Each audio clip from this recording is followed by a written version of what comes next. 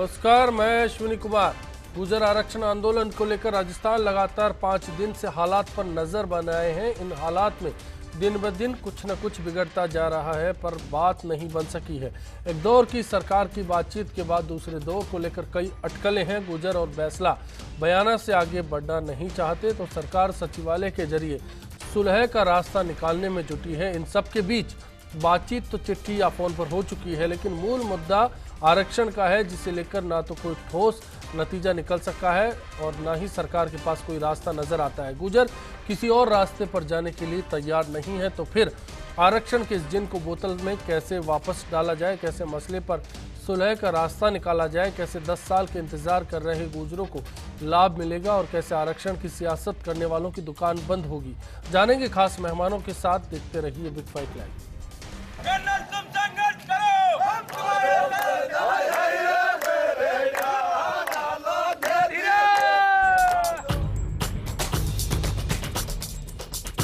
गुर्जरों को मुख्यमंत्री हल्का न आके सारे राजस्थान में गुर्जर आग लगा देगा।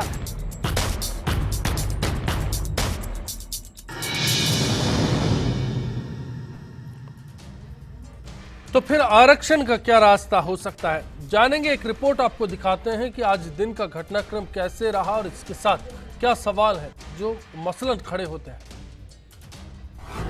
तुम संघर्ष करो, हम तुम्हारे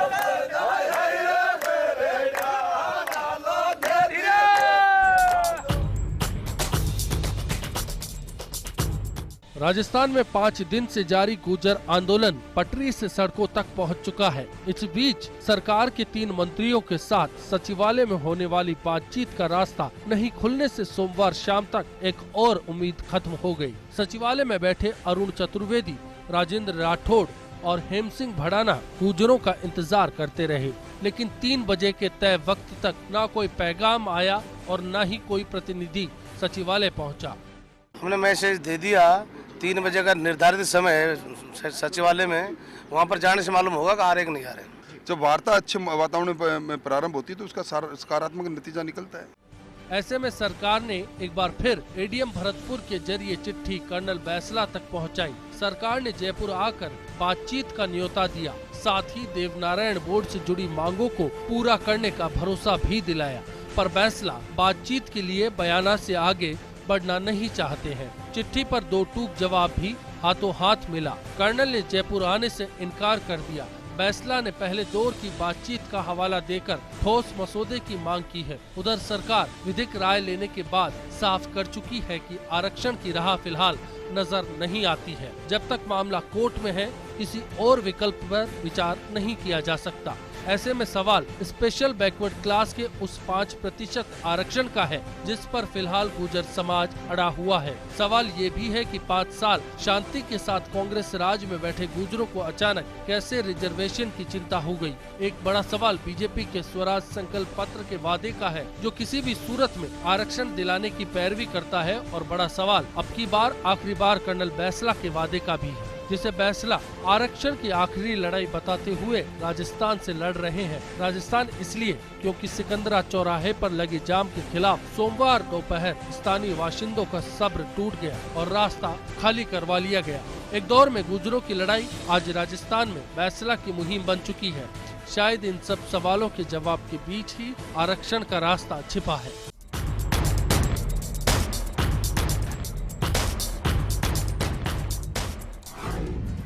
चर्चा में हमारे साथ समाजशास्त्री राजीव गुप्ता जी हैं, कांग्रेस नेता इंद्राज गुर्जर जी भी हमारे साथ हैं, गुर्जर नेता बच्चू सिंह जी भी हमारे साथ हैं।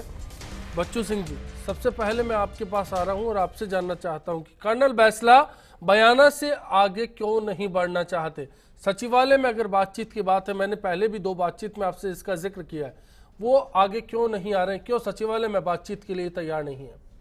अश्विनी जी, उसके बारे में मैं आपको एक ही बात कहूँगा कि सरकार ने जो 3 मंत्रियों का प्रतिनिधि मंडल बयाना भेजा, उस प्रतिनिधि मंडल के पास कुछ भी वो लेके नहीं गए इस तरह की बातें, जिससे कि वो आगे बढ़ने वाली बात सचिवालय तक आने का रास्ता तय करे। सबसे बड़ा ये इसे कारण कौन उनके तय करेगा? सामने नजर सरकार आया। तय करेगी, कर्नल बैसला तय बल्कि- करेंगे कि वो ठोस मसौदा क्या है? बल्कि उसके बच्चू बाद सिंह जी, आग में ठोस घी का काम मसौदा करके क्या आए। है? आग ठोस में घी का मसौदा क्या है? आप मुझे पहले ये बताइए ना, ठोस मसौदा क्या है और इसे तय कौन करेगा, कर्नल बैसला या सरकार? नहीं, सरकार को करना है, लेकिन सरकार किस तरह की चीज उनके सामने लेके गई, कुछ भी लेके नहीं गए, उनके पास कोई शब्द ही नहीं था। ये सच्चाई है बिल्कुल, इसलिए वो आगे बढ़े, तभी तो बढ़ते उस लाइन पर। 2 घंटे कर्नल बैसला ऐसे ही बैठ के चाय पिया है। बिल्कुल ऐसे ही बैठे हैं। उन लोगों ने खुद ने कहा है इस बात को, उन्होंने कहा है कि हमारी कोई वार्ता कुछ इस तरह की हुई नहीं कि मंत्री लोग कुछ लेकर के इस तरह की बात, कोई मसौदा लेके आते हमारे पास जिससे हमारी पटरी आगे बढ़ती, उस वार्ता की आगे जयपुर सचिवालय तक पहुंचने का रास्ता तय होता। इस तरह का कुछ लेके नहीं गए तो वो कैसे आगे तक वार्ता बढ़े? आपको क्या लगता है, क्या करती सरकार? आरक्षण लेकर जाती, आप सीधा चाहते हैं क्या? 3 मंत्रियों की बूते की बात है। कर्नल बैसला सांसद का चुनाव लड़ चुके हैं, बीजेपी की राष्ट्रीय कार्यकारिणी में रह चुके हैं, उनको पता नहीं कि सरकार का क्या दायित्व है?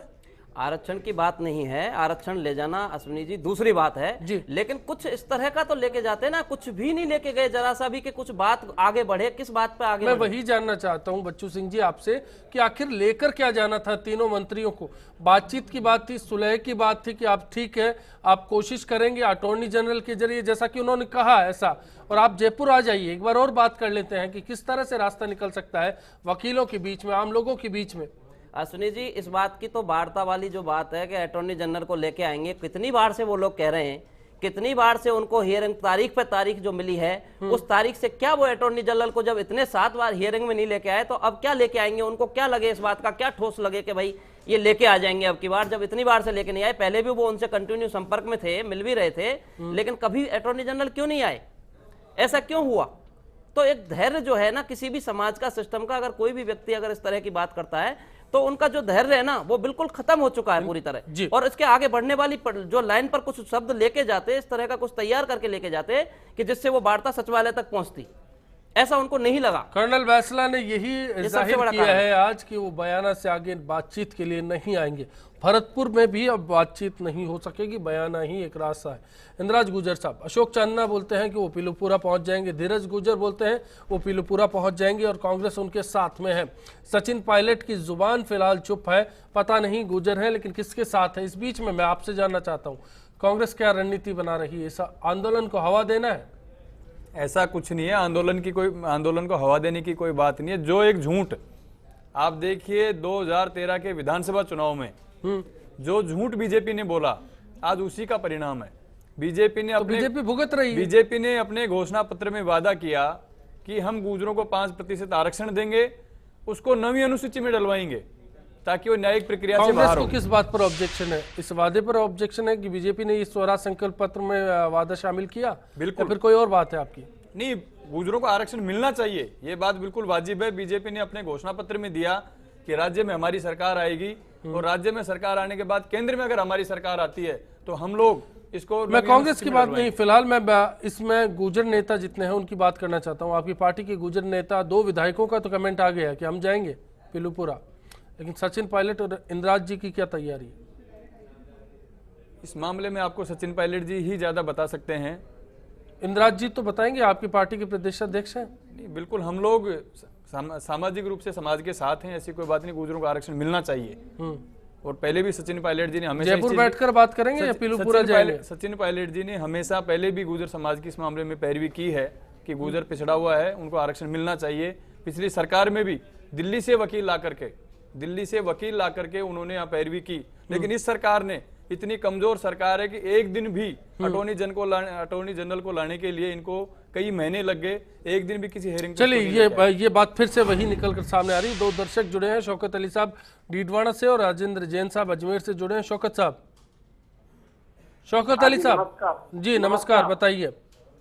मेरा सवाल ये है कि ये जो गुर्जर समाज है जो कदम उठाया वो गलत है जी। आरक्षण के मामले में हर कौम अपनी ऐसा आरक्षण अपना है कि तो सरकारी प्रॉपर्टी को नुकसान होता है ऐसा, और ये जो कोर्ट के हवाले से जो फैसला को इंतजार करना चाहिए, फैसला कोर्ट के जरिए होना चाहिए। जी बिल्कुल। तो हर कोई जैसे मुसलमान को 5% लेना चाहिए तो किसी फंडियों को जाएंगे, किसी का नुकसान करेंगे, वो गलत है। इसलिए फैसला कोर्ट का आने तक इनको जी इंतजार करना चाहिए। बिल्कुल शौकत साहब, यही सवाल है कि आरक्षण के लिए क्या आंदोलन का रास्ता सही है? अगर सही नहीं तो फिर सही रास्ता क्या है, उस पर बात होनी चाहिए। बीजेपी नेता अशोक पंड्या जी भी हमारे साथ जुड़ गए हैं। इस बीच में राजेंद्र जैन साहब अजमेर से बने, बताइए आपकी क्या राय है? राजेंद्र जी। नमस्कार जी। जी बताएं सर। मैं राजेंद्र जैन अजमेर से बोल रहा हूँ। मैं ये कहना चाहता हूँ, सरकार जो है संरक्षण या आरक्षण देती है, इस मामले में आज लंबी प्रक्रिया चल रही है। कोर्ट के अंदर जो है झगड़ा सुलझ नहीं रहा है, सरकार का झगड़ा नहीं सुलझ रहा है। अतः आरक्षण पे वापस पुनर्विचार किया जाना चाहिए, मैं तो ये कहता हूँ। चलिए, शुक्रिया आपका इस राय के लिए अशोक पंड्या साहब। फिलहाल बीजेपी के स्वराज संकल्प पत्र का वादा पार्टी के गले की फांस बन चुका है। आपको नहीं लगता कि गलती हो गई कहीं पर आपसे? नहीं, कोई गलती नहीं हुई। भारतीय जनता पार्टी ने जो वादा किया है उसको निभाने के लिए पूरी तरह तत्पर है और हम पूरी आज भी दिन भर वार्ता के लिए कहते रहे। और इससे पहले भी ये भारतीय जनता पार्टी बच्चू सिंह जी है और इंदिराज जी है, दोनों का ये कहना है कि वार्ता से करोगे क्या? वार्ता का मसौदा क्या है ये बताइए। आप जा रहे हो, मंत्री जा रहे हैं, 3-3 मंत्री जा रहे हैं, आपके पास कुछ सामान है नहीं देने के लिए उनको, तो आप किस चीज का मसौदा देना चाह रहे हो उसको? वार्ता किस चीज की होनी चाहिए? वहाँ जो उनकी मांग है कि आरक्षण मिलना चाहिए। जो पिछली और सरकार ने घोषणा पत्र में वादा किया, पिछली बार जो भारतीय जनता पार्टी की सरकार थी, आखिर में एक फैसला किया और एक निर्णय भी ले लिया। लेकिन जब अशोक गहलोत जी की सरकार आई, 13 महीने तक उसको लटकाते रहे और उसके बीच में ये लिटिगेशंस हो गए। तो अब ये लिटिगेशन जितने भी है ये कानूनी प्रक्रिया से ही हटने वाले हैं। भारतीय जनता पार्टी पूरी तरह सावचेत है। बार बार गुजर के जो नेता है जाति समाज के, उनको कॉन्फिडेंस में लेके ये सारी बातें उनको भी मालूम है, डे टू डे की मालूम है सबको। लेकिन कॉन्फिडेंस में है कहाँ? रवि प्रकाश जी अलवर से है, मैं उनसे बात करूंगा, फिर आ रहा हूँ आपके पास में। रवि प्रकाश जी। यस सर जी धन्यवाद। मैं कहना चाह रहा हूँ सर, जब भी दोनों सरकारें रही तो जहां हाईकोर्ट का कोई भी आदेश आता है, जलमहल वाले प्रकरण में, रिक्रूटमेंट वाले में, एनआरएचएम रिक्रूटमेंट वाले मामले में, तो सरकार का जब हित नहीं साधता है तो सुप्रीम कोर्ट से ली जाती है। और इसी तरह जब सुप्रीम कोर्ट ने जाटों को बाहर करने के लिए बोला तो भी सरकार ये क्यों नहीं कहती कि भाई हम कोर्ट की भावनाओं का या कोर्ट की बात का सम्मान करेंगे, यदि हम कुछ इतर करते हैं तो कंटेम्प्ट ऑफ कोर्ट हो जाएगा। दर्शक को तो आपको जवाब देना ही पड़ेगा। अशोक पंड्या जी, इस नियत पर क्या कहेंगे? हमारी नियत तो साफ है बिल्कुल। हमने बच्चू सिंह जी आपसे इत्तेफाक नहीं रख रहे? बच्चू सिंह जी क्यों? मैं माननीय पंड्या साहब से एक निवेदन करना चाहता हूं। पंड्या साहब, आप सरकार के 3-3 काबीना मंत्री जाते हैं, वो भी बड़े कद के मंत्री जाते हैं, और वो मंत्री जो इतने बड़े कैडर के मिनिस्टर हैं राजस्थान की सरकार में कि सीएम के बाद उनका स्थान आता है, और वो बयाना जाते हैं, बयाना जाके बिल्कुल खाली कागज ले जाते हैं, 2 लाइन भी उस पर कुछ लिख के नहीं ले जाते, तो गुजर क्या करे बेचारा? मरता क्या नहीं करता गुजर? अब आप बताइए, जब 3 काबीना मंत्री आपके जा रहे हैं और वो कोई मसौदा लेके नहीं जा रहे, तो उसमें क्या क्या क्या सोचे बताएं आप सरकार की तरफ से? क्या मैसेज देते हैं कि आप बयाना से जयपुर तक लाना चाहते हो या नहीं लाना चाहते हो, या उल्टा आग में घी का काम करके आना चाहते हो, जैसा पिछली बार गोलियां चलाई थी, 72 लोगों को भून दिया था सुबह 7 बजे, तो गुजर समाज को और मजबूर करना चाहते हो, उसमें आगे बढ़ाने वाली बात कर रहे हो? पंडित साहब, ये तो कोई, जब पूरे समाज को एक सम्मान की दृष्टि से 3 कैबिनेट मंत्री गए और उन्होंने समझाने की कोशिश की, दिखाने के लिए इनको सब मालूम है कि जो प्रक्रिया है, प्रक्रिया कानून अपना काम करता है, प्रक्रियाएं अपना काम करती है। आपको ये पता था कानून अपना काम करेगा, तो आपने घोषणा पत्र में वादा क्यों किया उस चीज का? लेकिन इस बीच में सवाल आरक्षण के रास्ते का है। राजीव गुप्ता साहब, गुजर ये बात को जानते हैं कि भारतीय जनता पार्टी ही उनके हितों का साधन कर हितों वाला पिछली बार बेहतर गुजरों को गोली से मारा। ऐसा मत बोलिए। गुजरों ने समर्थन दिया है चुनाव में बीजेपी को, साथ है गुजर। बेहतर गुजरों को गोली से मारा आप लोगों ने, फिर भी गुजरों ने साथ दिया बीजेपी का। फैसला की बात का असर नहीं मान करके बीजेपी को वोट किया गुजर समाज ने। पूरे राजस्थान के अंदर 10 टिकट दिया, 8 विधायक बना के भेजे। गुजरों के हितों की पूरी तरह रक्षा करने उत्तम शर्मा साहब, मैं राजीव गुप्ता जी से बात करना चाहूंगा। 14 महीने में आप लोग देवनारायण बोर्ड का गठन नहीं कर सके आप लोग। और मेरे ख्याल से ये सही उत्तर नहीं है। उत्तम शर्मा साहब टॉक से हमारे साथ है। उत्तम शर्मा जी बताइए। हाँ सर, मैं कह रहा हूँ कि ये जो सरकार है ये गुजरों के साथ में जाति कर रही है। आप जाति मानते हैं इसको? चलिए, शुक्रिया आपकी इस राय के लिए। क्या ये सामाजिक प्रतिस्पर्धा का नतीजा है? राजीव गुप्ता साहब। मैं आप तीनों की बातें सुन रहा था जी। देखिए, आरक्षण को हमें 3 दृष्टि से देखने की जरूरत है। मेरी दृष्टि में 2 है, लेकिन इन सब की चर्चा से मुझे लगा एक तीसरी दृष्टि भी आ सकती है। दृष्टिकोण भी निकल कर सामने आता है। एक तो क्या कि आरक्षण सामाजिक न्याय की दृष्टि से कि भाई चूंकि सामाजिक न्याय की प्रक्रिया में कुछ समूह पिछड़ गए, इसलिए उनको आरक्षण दिया जाए। दूसरा ये कि आरक्षण को हम विकास का एक माध्यम मान लें और ये कहें कि कुछ समूहों को आगे बढ़ने का अवसर देकर के उन्हें बराबर की प्रतियोगिता का हिस्सा बना दिया जाए। लेकिन मुझे लगा कि पिछले जो भी बातचीत हो रही है कि आरक्षण यहाँ पर इस्तेमाल किया जा रहा है राजनीतिक दृष्टि से अपने आप को ज़्यादा शक्तिशाली बनाने के लिए, और ये दोनों पॉलिटिकल पार्टीज बड़े आराम से कर रहे हैं। नहीं, मैं रवि प्रकाश जी एक दर्शक जुड़े थे, उनकी बात का जिक्र करना चाहूंगा। उन्होंने कुछ उदाहरण दिए और खासतौर पर कुछ जातियों का हवाला दिया, उनके आरक्षण की बात की। क्या इस बीच में ये सवाल नहीं उठता कि आरक्षण का जो पूरा मसला है वो सामाजिक प्रतिस्पर्धा का एक नतीजा है? नहीं, आरक्षण का जो मसला है वो वास्तव में तो सामाजिक प्रतिस्पर्धा का नहीं था, क्योंकि वे समूह जिनको कि किसी कारण से विकास की प्रक्रिया में पीछे धकेल दिया गया, मैं शब्द इस्तेमाल कर रहा हूं, विकास की प्रक्रिया में पीछे धकेल दिया गया, जिनको सहभागिता के अवसर नहीं मिले, उन्हें सहभागिता के अवसर देने के लिए आरक्षण को लाया गया। गुप्ता साहब, ये आप अंबेडकर साहब की सोच बता रहे हैं जी, लेकिन आज का जो हाल है वो सामाजिक प्रतिस्पर्धा का नतीजा नहीं है। देखिए, क्योंकि हुआ गुर्जर आरक्षण खासतौर पर है, इसलिए है क्योंकि कुछ क्षेत्र के कुछ समूह अपने आर्थिक सामाजिक दृष्टि से आगे बढ़ गए, लेकिन अनेक सारे क्षेत्रों के बहुत सारे उसी जाति के लोग बहुत पीछे चले गए। ये मीणा समुदाय के साथ भी है, ये जाट समुदाय के साथ भी है, ये गुर्जर समुदाय के साथ भी है। तो हमने क्या किया है, एक लंबी प्रक्रिया में अल्प विकास का विकास किया है, और अल्प विकास के विकास में आक्रामकता का आना बहुत स्वाभाविक बात है, और वो आक्रामकता हमारे सामने आ रही है। कांग्रेस ने भी इसको इस्तेमाल किया जब वो सत्ता में थे, भाजपा ने भी इसको इस्तेमाल किया जब वो सत्ता में थे। जब उनको लगा कि हमको चुनाव जीतना है तो वो अपने मैनिफेस्टो में इसका हिस्सा ले आए। एक बात मैं और भी पूछूंगा, क्योंकि हमारे यहाँ तो बड़े सम्मानित लोग बैठे हुए हैं। ये जी, हमारी सरकार, राजस्थान की सरकार, कभी नगर में जाती है, कभी गांव में जाती है, द्वार द्वार जाती है, वहाँ पर विकास की प्रक्रिया को आगे लाने की कोशिश करती है। उन्होंने क्या निर्णय लिए हैं ये बताने की कोशिश करती है। आखिर ऐसा क्या है कि इतने लंबे अरसे से 5 दिन से इस धूप के अंदर वहां पर लोग बैठे हुए हैं, आंदोलनकारी के रूप में बैठे हुए हैं, और उन आंदोलनकारियों के बीच में हमारा अपना ये प्रतिनिधि मंडल या हमारा संपूर्ण मंत्रिमंडल वहां जाकर के उन आंदोलनकारियों से बात नहीं कर सकते। ये एक बड़ा इशारा है, इस पर मैं बात करूंगा। खालिद कुरैशी साहब बीकानेर से जुड़े हैं, बताइए खालिद साहब, आप क्या कहना चाह रहे हैं? सर नमस्कार। नमस्कार। अपनी मांगे मनवाने के लिए देश की संपत्ति को नुकसान पहुंचाना गलत है। दूसरे मैं ये भी कहना चाहूंगा, अगर गुर्जरों को आरक्षण मिलना चाहिए तो 2 समाज और हैं, मुस्लिम और जाट समाज, मेरे हिसाब से फिर उनको मिलना चाहिए।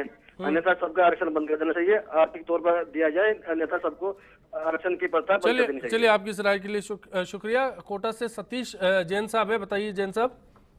अरे सर, मैं ये कहना चाहता हूँ कि ये इनको आरक्षण तो मिलना चाहिए, और इसमें कहीं न कहीं इनके जो नेता हैं कर्नल सिंह बैसला साहब, उनकी भी नीयत पर कहीं न कहीं सवाल खड़े होते हैं, क्योंकि वो दूसरी तीसरी बार ये आंदोलन कर रहे हैं। 8-10 साल हो गए उनको आंदोलन 10 साल से लगातार आंदोलन जारी है। 10 साल से लगातार आंदोलन जारी है। जाने कितने गुजर लोग पुलिस फायरिंग में मर चुके हैं, बेकसूर लोग।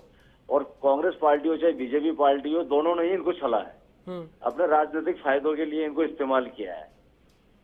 और ये भी इस देश का इतिहास रहा है, स्टेट का इतिहास रहा है कि बिना जबरदस्ती करे तो ये नेता लोगों के कानों में जू नहीं रेंगती है, और सब इनको इस्तेमाल करते हैं। चलिए, तो ये इनको आरक्षण तो मिलना चाहिए। शुक्रिया आपका इस राय के लिए। फिलहाल एक ब्रेक, तुरंत वापसी होगी, बने रहिए बिग फाइट के साथ। आरक्षण को या तो लोगों तक, जो गरीब लोग हैं वहां तक पहुंचना चाहिए, और नहीं पहुंचा सकते तो इसको खत्म कर देना चाहिए, लेकिन राजनीति में कभी नहीं लेना चाहिए। अगर आरक्षण करना है, अपनी कोई बात रखनी है सामने, तो सरकार के सामने जाके रखे। आम पब्लिक को क्यों परेशान करते हो कि रोड को जाम कर दिया या रेलवे लाइन को जाम कर दिया? इससे क्या है, आम पब्लिक परेशान होती है। तुम संघर्ष करो, हम तुम्हारे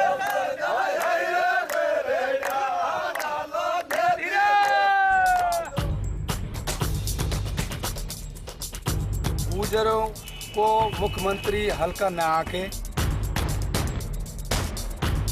सारे राजस्थान में उधर आग लगा देगा।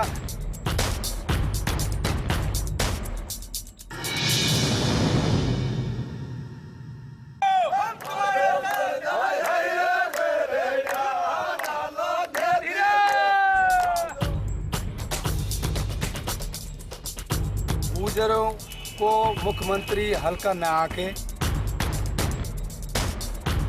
सारे राजस्थान में उधर आग लगा देगा।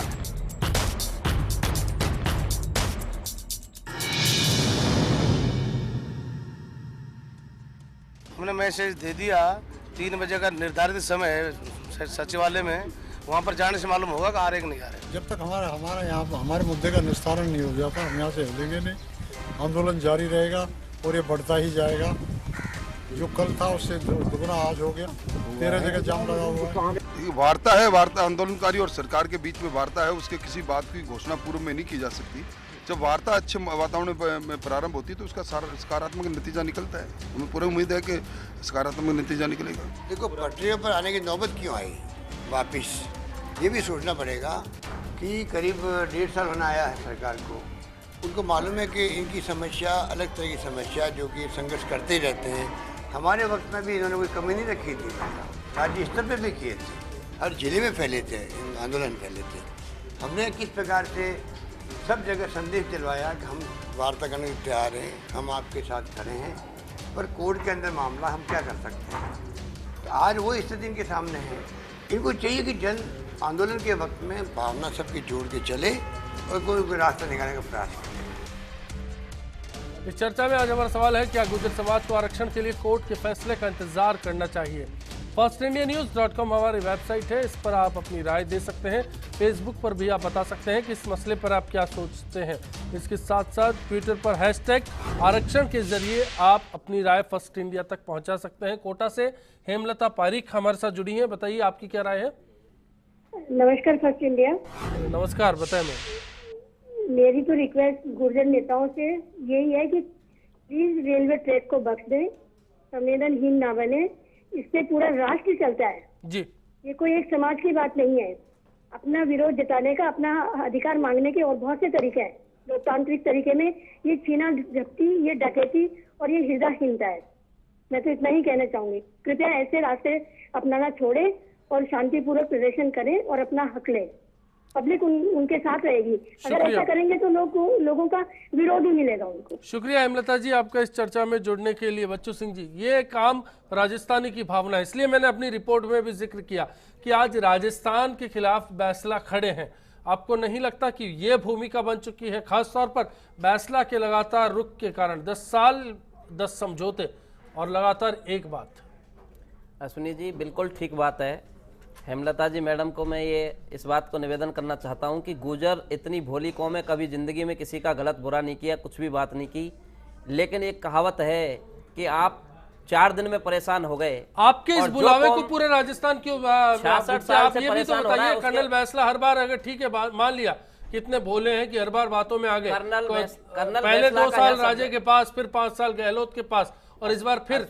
अश्विनी जी बिल्कुल मैं मानता हूँ कर्नल बैसला की भी गलतियां हैं, लेकिन वो सारी गलतियां होने के बावजूद मैं एक चीज सबसे बड़ी कहता हूं इसके साथ कि जो समाज 66 साल से परेशान हो रहा है, उसकी परेशानी के लिए देश में हक नहीं है कोई। और जब उसकी कोई सुनवाई नहीं हो रही तो वो क्या करे। 66 साल में 10 साल पहले क्या अकल आई? हाँ 10 साल पहले आई, पिछड़ा हुआ इसीलिए तो अकल आई, नहीं तो आरक्षण मांगते ही क्यों? आरक्षण ही इसलिए मांग रहे हैं। अब जब 1927 में क्रिमिनल एक्ट के अंदर आपको नहीं लगता, खुद को आपको नहीं लगता कि कहीं आपका राजनीतिक इस्तेमाल होता है? जो कर्नल बैसला जिस सरकार की बात करते हैं, 70 गुर्जर मारे जाते हैं, उसी सरकार के साथ आकर चुनाव लड़ते हैं। बिल्कुल, और पूरा गुर्जर समाज उनके साथ होता है। 100% ये बात सही है। तो फिर कर्नल बैसला भरोसा करें आप पर? क्यों भरोसा करें आप पर? कर्नल बैसला का चुनाव हारने का सबसे बड़ा यही कारण था। मैं कर्नल बैसला समर्थक नहीं हूँ अश्विनी जी, मैंने आपको कल भी कहा है। मैं बड़ी बात कह रहा हूँ कि गुर्जर समाज की बात जो है, बात चल रही है। कर्नल बैसला ने जो गलतियां की उनका समय समय पर वो खामियाना भुगत रहे हैं और भुगतेंगे जैसा भी होगा। भारतीय जनता पार्टी मैं वही कह रहा हूँ बच्चू सिंह जी, अब मैं आप ही की बात पर आ रहा हूँ। आप बैसला समर्थक नहीं है, लेकिन बैसला बयाना में वार्ता के लिए अड़े हुए हैं। मैं ये जानना चाहता हूँ कि आपको नहीं लगता कि गुर्जर समाज पे किसी और को पहल करनी चाहिए? बिल्कुल, जयपुर आना चाहिए और बात होनी चाहिए। बिल्कुल करनी चाहिए, लेकिन सरकार इस तरह की, बस यही तो बात है। आरक्षण का रास्ता क्या सचिवालय में निकलेगा या बयाना में निकलेगा? लेकिन सरकार कुछ इस तरह का दिखाए तो सही, उस लाइन पर करे तो सही। सरकार को दूसरा आदमी नजर ही नहीं आता अगर कोई बात नहीं करे। 3 मंत्री दिन भर सचिवालय में बैठे थे। एक मंत्री आपकी सरकार का था जो एक गुर्जर आंदोलन के दौरान आपके साथ सड़कों पर भी उतरा। लेकिन अश्विनी जी, मैं उस पर भरोसा नहीं करेंगे आप लोग? मैं आपको वही निवेदन कर रहा हूं, भरोसा हर किसी पे किया जा सकता है, लेकिन इस तरह का कुछ दिखे तो सही सामने, किसी को नजर नहीं आ रहा। चलिए, लालू राम जी गुर्जर पाली से जुड़े हमारे साथ। लालू राम जी बताइए, आपकी क्या राय है? लालू राम गुर्जर साहब, लगता है कॉलर डिस्कनेक्ट हो गए। इस बीच में अशोक पंड्या साहब, सरकार की क्या मजबूरी है कि जयपुर में ही बात हो रही है, बयाना क्यों नहीं बात कर सकते, और क्यों ठोस मसौदा है उसकी बात करते? ठीक है, देवनारायण बोर्ड के लिए आज जैसा कि फर्स्ट इंडिया की राजेंद्र राठौड़ से बात हो रही थी, उनका साफ तौर पर कहना था देवनारायण बोर्ड की कुछ शर्तें हैं, उन पर काम किया जा रहा है, सरकार तैयार है, वो एक मसौदा है। आप उसको तो लेकर जाइए गुर्जर समाज के पास कि कम से कम कहाँ तो भला हो रहा है आपका। देखिए, वार्ता कहाँ हो ये बहुत बड़ा मुद्दा नहीं है। ठोस मसौदे की बात कर रहा हूँ, वार्ता के जगह की बात नहीं कर रहा हूँ मैं आपसे। ठोस मसौदा गुर्जर समाज मांग रहा है आपसे। ठोस मसौदा है जब भी तो वार्ता के लिए बुला रहे सरकार, और का एक तो फिर आप जवाब दीजिए बच्चू सिंह जी और इंदिरा जी, जब आपको बोलते हैं कि आपके पास ठोस मसौदा नहीं, सही कम से कम गुर्जर को बुलाने के लिए दिखाओ तो सही। 14 महीने में ये लोग देवनारायण बोर्ड का गठन नहीं कर सके। 14 महीने में देवनारायण बोर्ड का गठन नहीं कर सके। अश्विनी जी, मैं एक आप देख सकते हैं क्या पंड्या साहब कह रहे 3 सरकारों से बोर्ड का गठन हुआ है, आज तक गुर्जर कोई राजस्थान का व्यक्ति उस पर बोर्ड का चेयरमैन बना के एक्टिवता से सरकार काम करे तो बोर्ड से लगे गुर्जर समाज के विकास के लिए एक व्यक्ति को अध्यक्ष बना के उस कार्यवाही प्रदेश में काम किया, जिससे इस गुर्जर समाज को कम से कम सेकंड अल्टरनेट पे मिल जाए, लेकिन कम से कम बोर्ड का चेयरमैन बना के उनको लगे कि हमारे समाज का एक व्यक्ति इस बोर्ड का चेयरमैन बना के हमारे समाज के वर्क होने लगे, कुछ डेवलपमेंट होने लगे। पंडित जी जवाब दीजिए ना। सारी आज तक बातों कुछ नहीं हुआ, दोनों ही सरकारों में नहीं हुआ। सारे मसलों पे ही तो बातचीत होने हैं, और बातचीत ही तो एक मसला रास्ता है जिसके माध्यम से कोई भी समस्या का हल निकाला जा सकता है। सर, उसको आज सारा दिन मंत्रिमंडल बैठा रहा, सचिवालय में चीफ सेक्रेटरी साहब बैठे रहे, 3 मंत्री बैठे रहे, मुख्यमंत्री जी बार बार इस बारे में पूरी सावचेत है, सुबह से यही काम चल रहा है, बार बार इनको आमंत्रण दिया जा रहा है। सरकार ने पूरी संवेदनशीलता से इनसे सारी समस्याओं के हल का क्रमबद्ध बातचीत करने का रास्ता ढूंढा है, लेकिन अब आज आए नहीं, ये भी बात है। अब ये कल वार्ता की कौन सा स्थान हो, इस पे बहस हो जाएगी। ये मुद्दे ही नहीं है जो इस राष्ट्र को आगे ले जाने की बात है।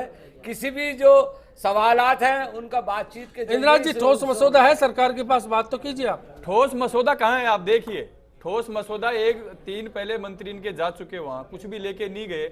आप जब कुछ दिखाओगे नहीं वहां जाकर के, और आप बात देवनारायण योजना की कर रहे हो, पिछली कांग्रेस की सरकार ने ITI कॉलेजें खोली, हॉस्टल खोली, बच्चों को स्कूटी दी कॉलेज में। आप 14 महीने में एक चीज बताइए, देवनारायण बोर्ड का कितना बजट आप लोगों ने खर्च किया? ये तो कुछ नहीं कर पाए आप लोग। देखिए, मंशा यही है। अशोक पंडित जी इसलिए आप गिरते हैं बार बार, देना ही नहीं चाहते। अशोक पंडित जी इसलिए गिरते हैं बार बार। आप बताइए, आपने कितना किया था और हमने कितना किया? ये तो देखिए, कितनी ITI कॉलेज कांग्रेस के लोगों ने वो जो पिछला बिल था उसको रोके रखा, राज्यपाल ने रोका रखा, बिल ऐसा बनाया, बार बार इंक्लूड किया। वो फैसला जी कांग्रेस में आए इस बात का, 14% उसमें ये बात ही जोड़ते रहे। इस सारे मुद्दे को फैसला का समर्थन कैसे आपने जो स्वर्ण आरक्षण जोड़ते रहे, 14% फैसला जी को इस पाले से उस पाले। मेरे ख्याल से मुद्दे की बात नहीं हो रही, मुद्दे की बात नहीं हो रही। पांड्या जी मेरी बात सुनिए आप जी। गुर्जर का सारा समाज जानता है कि भारतीय जनता पार्टी की सरकार उनके प्रति संवेदनशीलता है। बेहतर गुजरों को आपने मारा गोली से, आप बताइए, बेहतर गुजरों के आप हिसाब दीजिए। बेहतर गुजरों का किसी माँ का लाल होगा वो? राजस्थान की कांग्रेस की सरकार में एक आदमी को गोली नहीं लगी। आंदोलन कांग्रेस के राज में भी हुए, एक आदमी को गोली नहीं लगी। बिल्कुल, ये एक बड़ा सवाल है। ये मसला है, ये मसला, इस पर बात होनी चाहिए। मनीष शर्मा जी टॉक से और सुनील कुमार जी जयपुर से हमारे साथ हैं। मनीष शर्मा जी। हाँ सर, इस सरकार से गुर्जरों को उम्मीद नहीं करनी चाहिए। क्यों? क्योंकि ये सरकार कुछ देने वाली नहीं है और ये देश भी नहीं, ये केवल नाटकबाजी कर रहे हैं, इधर कारे घुमा रहे हैं और कोई देने का प्रश्न ही नहीं लग रहा हमारे को। जी शुक्रिया आपका। सुनील कुमार जी, आप क्या कहना चाह रहे हैं? सुनील जी नमस्कार। जी नमस्कार। सुनील कुमार प्रजापत चांदपुर से बोल रहा हूँ सर। जी मैं अपने वित्त चेयरमैन ये पूर्व अशोक पांडे जी से कहना चाह रहा हूँ कि ये गुर्जरों का जो आंदोलन का जो आरक्षण का चक्कर है मैटर, ये कोर्ट अपने माननीय हाई कोर्ट में इसकी याचिका लगी हुई है, हाई कोर्ट में केस कर रहा है। तो भारतीय जनता पार्टी को 2013 के अंदर आरक्षण देने का मुद्दा क्यों बनाना चाहिए था? पहले तो उनको देना ही नहीं चाहिए था। वादा किया तो फिर वादे पर काम क्यों नहीं हो रहा, ये भी एक बड़ा सवाल है। इस बीच में सामाजिक स्थिति का जिक्र मैं करना चाहूंगा राजीव गुप्ता साहब आपसे। गुर्जरों की सामाजिक स्थिति को लेकर सच में बात होनी चाहिए। क्या गुर्जर समाज का जो पिछड़ेपन को लेकर तमाम रिपोर्ट्स हमारे सामने आई है, उसके हिसाब से आरक्षण मिल जाना चाहिए? मसले पर जो अगर खिंचाव है, अटका हुआ है, कहीं राजनीति आपको लगता है हो रही? नहीं, मैंने 2 प्रतिवेदन पढ़े जी। एक प्रतिवेदन प्रोफेसर योगेश अटल की अध्यक्षता में आया था और दूसरा प्रतिवेदन इंस्टीट्यूट ऑफ डेवलपमेंट स्टडीज़ की एक बहुत बड़ी स्टडी थी, उसके माध्यम से आया था और ये दोनों ही चीज़ें उसके साथ जुड़ी थी। फॉर्चुनेटली जो इंस्टीट्यूट ऑफ डेवलपमेंट स्टडीज़ वाली जो रिपोर्ट थी, उस रिपोर्ट के अंदर मेरी भी अपनी एक भूमिका रही थी। सब कुल मिला करके ये स्थिति है जहाँ पर कि गुर्जरों के आरक्षण की तर्क संगतता को सुनिश्चित किया जा सकता है, क्योंकि अगर किसान है तो किसान के पास में लैंड होल्डिंग नहीं है प्रॉपर, और लैंड होल्डिंग जिनके पास प्रॉपर है वहाँ पर उनके पास में कृषि के पर्याप्त साधन नहीं है, शैक्षणिक स्तर उतना नहीं है जितना कि अपेक्षा की जानी चाहिए। और सबसे बड़ी बात यह है, जो मुझे लगता है जितने भी ग्रुप्स हैं कहीं पर भी जेंडर इक्वलिटी के लिए कहीं कोई काम ना तो सरकार की तरफ से हुआ है, ना ही इन समुदायों की तरफ से हुआ है। माफ़ कीजिएगा, मैं समुदायों की बात भी कर रहा हूँ। हमको अपने विकास के लिए भी तो कुछ मापक निश्चित करने चाहिए, वो मापक निश्चित नहीं हुए और मुझे ऐसा लगा कि ये समुदाय धीरे धीरे आश्रित होते चले गए बहुत सारी चीज़ों पर, और जब आश्रित होते हैं तब आरक्षण हमारे लिए इस बीच में जी बिल्कुल गुर्जरों की मांग का भी मैं जिक्र करूंगा, आपके पास में आऊंगा। लखन जी जयपुर से और धर्म सिंह जी दौसा से हमारे साथ जुड़े हैं। लखन जी यस सर, बताएं आपकी क्या राय है? सर मेरी राय ये है, आपके सामने हमारी समाज के 2 प्रवक्ता बैठे हैं, भाई इंदिराज जी और बच्चू जी। मैं उन दोनों को ये बता देना चाहता हूँ, भाई इंदिराज जी की सरकार 5 साल रही, 5 साल में एक काम इन्होंने हमारे आरक्षण के रिगार्डिंग नहीं किया, 1% दिया, कोई बड़ी बात नहीं। माननीय बच्चू जी 3 साल कांग्रेस सरकार के मंत्री के ओएसडी रहे, वो बता दें उन्होंने क्या किया। निश्चित बात है, भारतीय जनता पार्टी ने घोषणा पत्र में लिखा है कि हम जो कमियां उनको दूर करेंगे और भारतीय जनता पार्टी को करनी पड़ेगी, ये भी वचनबद्ध है। दूसरी बात, आरक्षण की लड़ाई करना ना लड़ रहा है ना सरकार लड़ा रही है।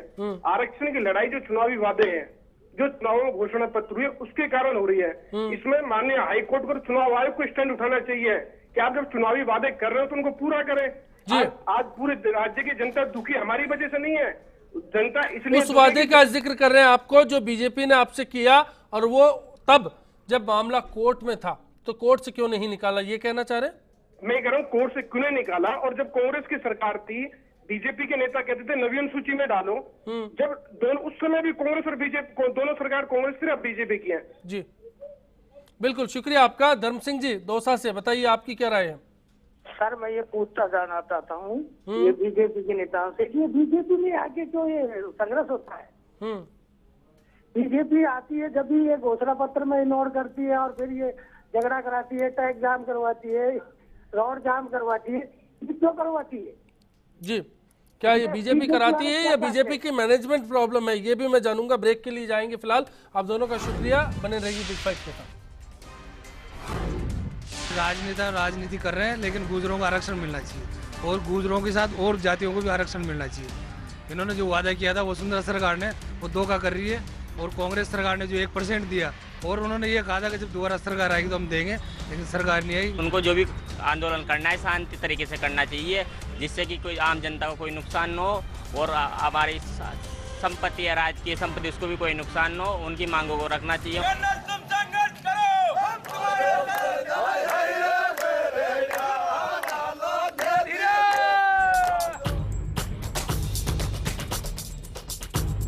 गुर्जरों को मुख्यमंत्री हल्का न आके सारे राजस्थान में गुर्जर आग लगा देगा।